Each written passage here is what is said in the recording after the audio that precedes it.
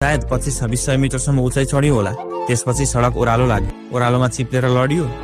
दुखेको घुँडा लिएर फेरि अघि बढ्दैछौँ हामी। अब त सडक निकै सहज पायौँ हामीले।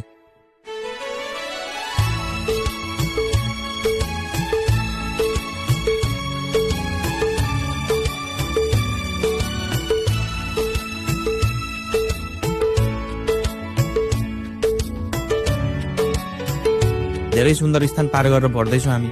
निकै ओह्रालो झरेपछि ठुलो गाउँ बस्ती भेट्यो। यता त घाम झलमल्ल लाग्यो। तलबाट बाफ उडेर बादल बनेर माथि चढ्दैछन्। यसरी बादल फिजारिँदै गरेको उत्कृष्ट दृश्य। केही अगाडि परेको पानीलाई घामले तताएपछि भुइँबाट उठेको बाफको सङ्कलन हो यो तलबाट क्रमशः माथि जाँदैछ।